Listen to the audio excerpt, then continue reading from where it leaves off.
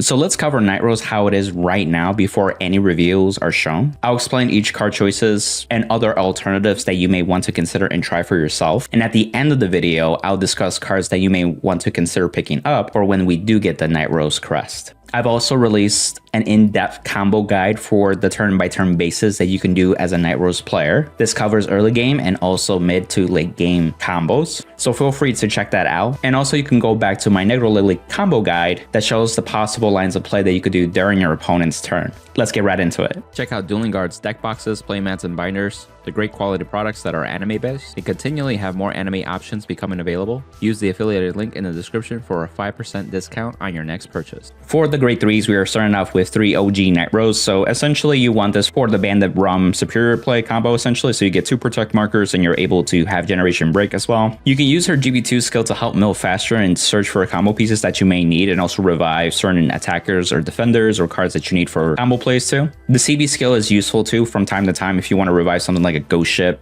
or a Skull Dragon right off the back. And as the 4th Nightrose, it's Nightrose V. So this is actually useful for the Bad Bounty turn mainly. Essentially, this helps you extend more attacks and have more Skull Dragon shenanigans, of course. But you could also ride this going second into your Obadiah play just to get the protect marker immediately as well. The next right target that you can use is Beatrice, especially going second. This at least gives you a revive in addition to. This could also get cards out of Soul immediately that you may want to use since you rolled them up with. As a rigger, it's very useful to extend attacks without using counterblasts. And then of course, this is for the Negro Lily combo that lets you get anything, whether it be a Cannoneer or Hanali, etc. This in tandem with a Nightstorm or Riveting Frange can also extend multi-attack as well. 2 Skull Dragons you want to have are beaters and these scale really significantly over time. This is also a good right target on the Bad Bounty turn against the Mega Colony matchup too. Since you're not able to superior call Riggards, you might as well have a big second Vanguard attack as well while getting protect markers too in the process. A lot of the combos that you want to capitalize is using Skull Dragon multiple times throughout a turn. And since we rely on multi-attack extenders, having 1 or 2 is usually enough. But you could also have plays where you revive them immediately off the back and then your Vanguard can later bring them back essentially.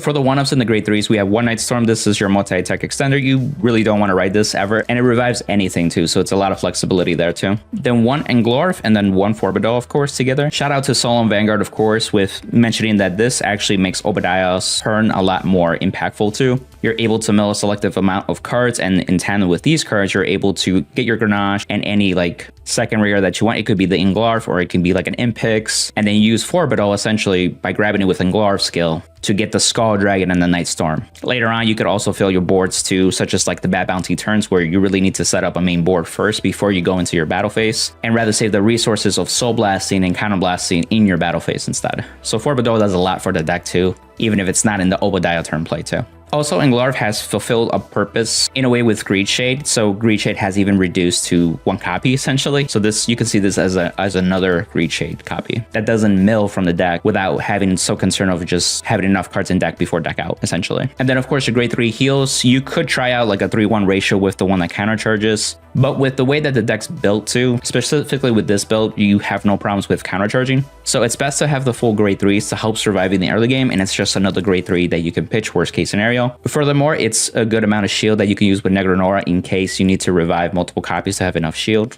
And they could also be worst case scenario right targets against the Mega Colony matchup because your Vanguard will be rested and you could at least ride this to stand and then rewrite something that's more impactful. For the grade 2s, we have 4 Columbard. Columbard's importance has increased dramatically because he can search for anything that you want. So typically when you're going first, you're going to get Ghost Ship. That way, one, you're getting some advantage, some extra attack. It gets off the field, which is significant against the Shiranui matchup, but also lets you set up Ghost Ship so that way your next following turns, you have something that is a beater, but also give you advantage continually with your strike turns. This can also search Hanali in case you're going second. So that way, if you're fighting a high multi-attack type of deck and you really need to see a Hanali, this is your guy. Also, don't forget that you can do certain combos. Like if you haven't seen Grenache just yet, you can Negro Lily, revive Beatrice, and then revive Columbard to search for the Grenache, and then revive Grenache immediately. And then by the end of the opponent's turn, still, it'll retire and then counter charge too. So you get your refund back, but now you have Grenache access and you search it during your opponent's turn. And also for those overall, if you don't have Beatrice just yet, you can use this to extend. It just uses the CB as well. As I mentioned, Greed Shade has gone down to 1. So essentially this lets you get any card that you need to, especially especially with Obadiah turns, you can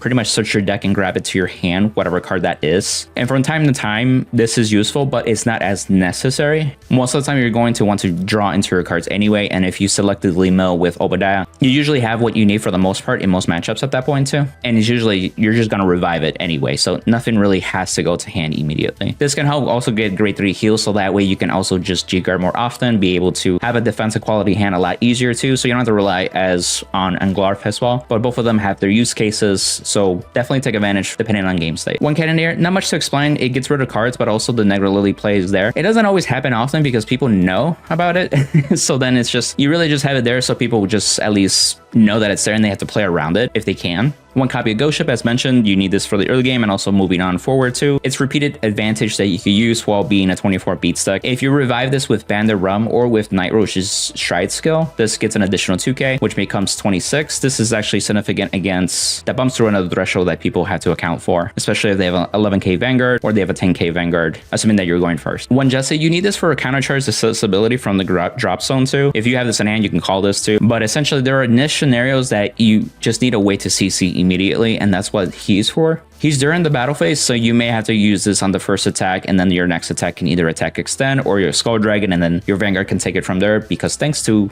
him, you have a CB now to work with too. This is also very useful on the Bartholomew turns if you're just short on reaching the 30 in drop. Since you're retired 2 rear guards on board, you can get rid of any extra clutter that you have there, so it makes that 30 number in your drop zone a lot more easier too. Impix is used in a variety of matchups. Still, the one that really comes up often is Shiranui. So essentially, if you have this on board, and even if they have the Aboral Revival skill, you could just put the card in front of it, and at that point, it's as long as you have the 3 or less rear guards, they can't really dominate rear guards. It makes it difficult for them to even just take advantage of that, and also it's just less attacks for you to deal with essentially too. The same thing with like Norakami too. Even now with Cho-Oh's skill being affected by the new resist ruling that Japan has had for a while, and now English has it, Cho-Oh now chooses. So it just makes it overall annoying for even other matchups too. Now this slot is flexible. I am playing one Riveting Franche. Common choice that you may have seen is the Gold Dragon, to an extent Bell as well, but essentially Gold Dragon has served the purpose of dealing with the Norakami matchup. So if you expect a lot of Norakami in your metagame or your regional tournaments, feel free to swap that with this. I've been mainly playing Riveting Franche for a consistency boost that's helped a lot in your early turns too. Ideally, you will like to ride Columbard every single time, especially if you have a CB to use immediately. So why not have a higher reach? This also gets your grade 1s or your grade 0s that you can also use right off the back. This could be also grabbing like Tommy's, for example, as a right target. This can also use like Rough Seas Banshees to have like an upstart goblin type of deal as well, and generating soul at the same time. So there's a lot of early game consistency boosts gained from just having a couple copies of Riveting Franche too. This also helps alleviate some of the pressure that you have on Nightstorm, where you really need Nightstorm to attack extent outside of your Vanguard skill. Riveting Franche is another card that you can use. If you're able to use it, it just needs a booster, essentially. You could also create attack loops where you can use Riveting to revive Nightstorm, and then at the end of the battle, Nightstorm can get Beatrice and get back a Riveting back again. And then as long as you have CB and So, you can redo it again, essentially, if you have the proper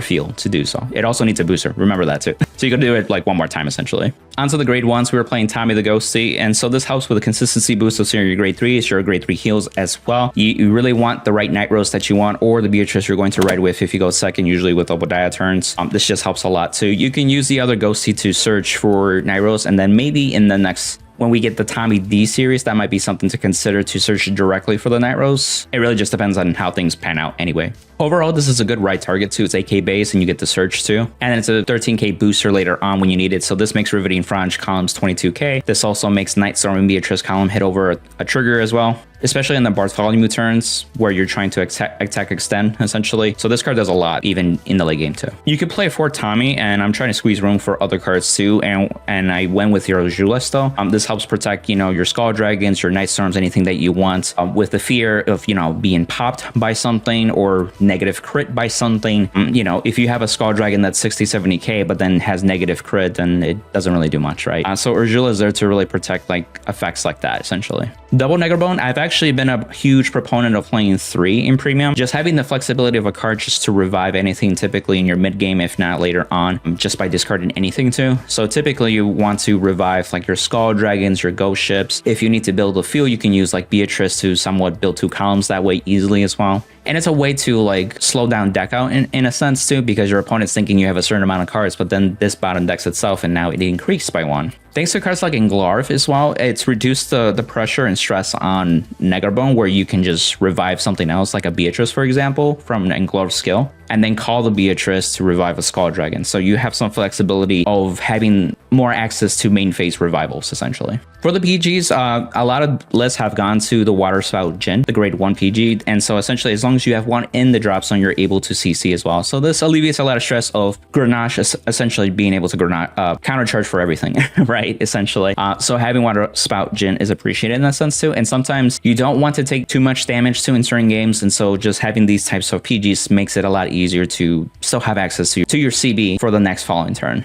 As an alternative for you to try out, you can swap this with Navigator and maybe like a Mushroom or something to help have a Mill Engine access, if you want to try that out too. The other thing that I've been trying to before I swapped was the Dolph the Ghosty too. So essentially the difference is that 1, it's a writable target, but 2, this can be called by Negronora to perfect guard by G-guarding essentially. Unfortunately, with Water Spout Djinn, it has to be placed by hand, so you are sacrificing that for a counter charge essentially, and that's the main difference, where this can be placed from anywhere and actually still perfect guard essentially. So it's really up to you where really the slot looks like for you. You could also play 30 Crate Sentinels or even the PG draws, but I wouldn't play more than 1 PG draw as well, otherwise you'll start risking like deck out essentially. The last Sentinel in this deck build is 1 Sanctitude, so against, the metagame, everything has triple drive, so it's a 1-card guard. This is good against Shiranui too, because it's another order. This is good against Krachina, because you also you need to conserve hand against like Krachina attacks, like with those big tokens essentially. And 1 Hanali, so again, high multi-attack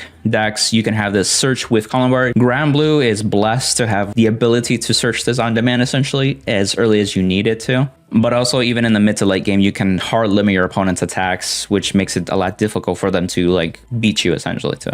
You could even use like the Beatrice plays to revive a Hanali during an opponent's battle phase where they least expect it to. For the grade 0s, it's any starter that you want to play. If you want to go to a regional and compete and you feel like the Ghosty play comes up, then play Peter. Essentially, you have a Beatrice play that goes into Jessie and then can go into like this if you don't have Tommy just yet. But if you're not going into any regional and you're just playing with your friends, then take advantage of your SP if you do have one. Then we have the G Grenache because you need a counter charge. Again, there's like plays you can do to make sure you're able to counter charge 2 or even 4 in a single turn. Starting out with 4 Rampage crits. These are the ones that go into Soul, and if they're damaged, that you get a draw. This is helpful. It helps solve the issue of trying to play certain just playing draws in general, because these trigger defensively, so you still can benefit from a draw in that way, which is fine, and then still have access to like the threatening pressure of a crit. Also, for people that have SPs that are selling them, please let me know. I still need 2 more. This is a difference I'm trying now, where it's 1 Wild Seas and then 3 Rough Seas Banshee. They all go into Soul essentially, right? This is generic GB1, makes your Vanguard bigger too, so that happens during the battle phase. But essentially, what I like about Rough Seas is that it's a main phase going to Soul draw card. So it's an Upstart Goblin. This is a card you can even grab with Riveting Frange, so it makes that choice a little bit better too. Just having the ability to put this into Soul and then building your field accordingly with boosters and stuff like that makes it a lot easier. This is also a card that you can use immediately for like the Beatrice, when you place it on Vanguard Circle, to revive it immediately and then just draw more cards off of it too. And if you need a booster in the early game because your opponent's Vanguard, it's a 10k base or something like that, you can call this behind any 9k grade 2, and now you're hitting over 10k. And then the next turn, you could just shove it into Soul and draw a card. If you're playing like the Mill Engine too, this is a good rest target, and then it goes into Soul. So now like you don't really miss out on advantage, but also you get to mill those 5 cards that you need. It's perfectly fine if you go for Wild Seas too, especially if you're concerned about like Krachina, for example, and you would appreciate having the 15k shield too as well. More crits, 3 Chat the Ghosty and 1 Bless Favor. You need Chat the Ghosty to be able to stride consistently because your grade 3s are going into your drop zone, you're riding them, G-guarding, etc. So having Stride Fighter helps. And then of course the Bless Favor just helps overall. You can explore the new light and dark OTs and see if that pans out, but like playing blue and red doesn't help this deck overall. What I like about this is that it works in any point of the game. It also heals combo pieces that you need, especially if it's a Skull Dragon, a Beatrice, or even the Nightrose V version. Like when that hits damage zone, you're pretty much out of the Bad Bounty play. So then now you have to rely into like Beatrice plays and stuff like that. Now for the G zone, 1 Harmonics because you need it. For the tickets, you can also do unlocking stuff, shenanigans. 2 Band the Rum, this helps you get an extra attack, but also like the protect markers going first. And then 3 Bad Bounty. So you're okay with usually 2. The third one comes up usually in Mega Colony and then other like niche matchups too. Just having a double Vanguard swing is pretty threatening, and depending on the field setup that you have, you can still fall back into this essentially. I am playing 1 Big Obadiah. Again, once you do that first Big Obadiah play, it's generally good. You can put a second one if you want to. That could come up in niche scenarios too as well. Right now, I still play the other Obadiah for like denial plays essentially, but you can replace this with the second one too pretty easily. Worst case scenario, we can just go into Ban the Rum if we're damaged tonight, but that's assuming that you haven't gotten into it yet as well. Also, I've been playing 2 Bartholomew myself, so generally Bartholomew like at its max is when you have 30 cards in drop, so you can like finish the game and have that guard restriction. But there will be matchups where Bad Bounty isn't that great. Unless you play a second Obadiah, you can fall back into that. But if you really need to have more multi-attack shenanigans, and also just having the Vanguard be able to superior call stuff can deal with disruptive plays too. So you don't have to worry having Ursula or like maybe the Impix, or if you play like a Bracing Angel Ladder, for example. Just having the Vanguard being able to superior call stuff during the battle phase can help alleviate that a little bit too. So this is almost like a Nightrose V in a way without the guard restriction too. So that's why I play the second one. So in those weird scenarios too. A GB8 as well, because there will be points if the game has prolonged so well, you may be out of Counterblast, especially if you needed to Cannoneer something too. So having a GB8 that's free helps a lot as well. But also if it comes to making sense with this play later on and you do have spare CB, then you can just further attack extend and really take advantage of the 10k power up for your multi-attack extenders, essentially. For the G-Guards, I'm playing 1 Negranora. You could also play a second one too. This Soul Blast, and so it relies on the Soul as well, but you can get a huge guard from that too. The Negro Lilies, I recommend 2 at least, because that way you have access to the play in case it comes up twice, but it also, you can use another one just to be more utility based as well, which I explained in the combos that you can do different Negro Lily combos essentially. And then Oriana, 2 I recommend as well, because it can deal with like those games that have like crits and stuff. You may not have a perfect guard essentially, but this reduces the crit by 2 or 3 depending on your drop zone. So the attack, even though it's like super gigantic, it won't do a damage to you as well. This is good against the Mare too, because if they have their own Skull Dragons, then you could just do this. And now you just 1 card guarded a Skull Dragon, which is significant. You could also do this against Restanders too, although keep in mind it's for the battle too. So it's not for the end of turn. So if that guy swings again, he will be the normal crit that he had before prior, essentially. Once the crest comes out too, we don't really know the full effects, but assuming that it actually scales in power just like the other crests have, cards that you may want to consider picking up is more copies of Nightstorm, Beatrice, and also Riveting Franche. If you think about it, your G-Zone's going to easily have 3 or more face-up cards in most games anyway, so you're already giving your entire front row at least 15k, if not 20, 25, and 30k. If you keep multi-extending that way, each rearguard attack is going to get that benefit too. So you can see like, wow, like I don't necessarily need a Skull Dragon every single time to really do damage. You can just have now a Smoke Poke actually like demand more shield too. This can come up a lot more with the Bartholomew turns too as well, where it just makes it even harder for them to guard essentially too, especially if they can't use intercepts to like get rid of 1 attack or something like that. And also Nightstorm against 13k Vanguards, it wouldn't hit by itself, but if you have a crest, Nightstorm's going to be able to be hidden by himself too now. I mentioned this too, the Tommy D series might be something considering, because you can search for the right Nightrose that you need. So even though if you have the original Nightrose and you're good to do the Bandit Rum play, it might be good to use Tommy to search for the V Nightrose, and you can stride with it into Bandit Rum, and now you have V Nightrose already for the Bad Bounty turn next turn or 2, depending when you need it. Some old school cards that you may want to consider is Negrabone, Negralazy, and maybe a King Serpent, but mainly these 2 for sure. The thing with G-era Nightrose back then, it was a multi-attack deck that really focused on 11k against this 16k pokes, thanks to Negarok, for example. And essentially, because of the crest, each attack now is getting powered. So now Negrabone can be an attack extender that is a booster. Now you just need to make a column, and now all of a sudden you have access to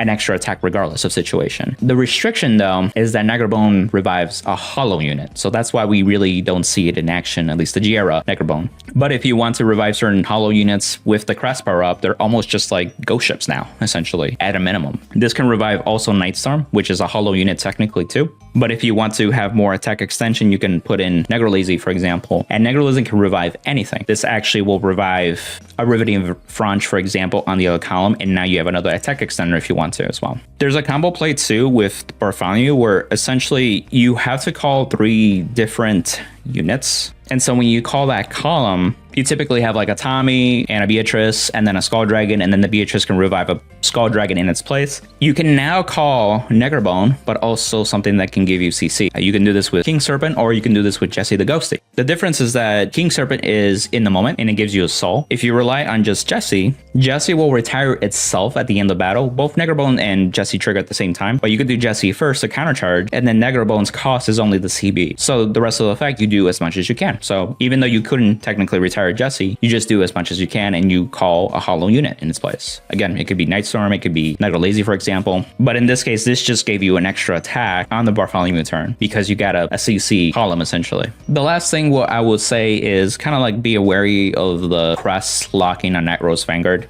Assuming that it's like the other crests, you probably won't be no longer writing Beatrice or a Skull Dragon. This honestly can be a hindrance against the Mega Colony matchup, but that's already an uphill battle, right? But essentially, it's just something just, you know, be on the lookout for as a con, essentially. What's interesting about granblue too, if you do miss the crest, then you just play normal granblue too. The next question is like, what do you remove for like 4 crest givers? And do you also go with more Riveting Frange to help the consistency to search for those crest givers? I think depending on what other effects are revealed in the deck set in the next couple of weeks, we'll see if that's actually worth it or not. And I'm hoping that the crest itself has some type of like recycling or shuffling back cards into the deck too. Kind of like how Luar does it, where it returns a crit. I wouldn't mind that Nightrose had something to not only recycle, but also like recycle like crits.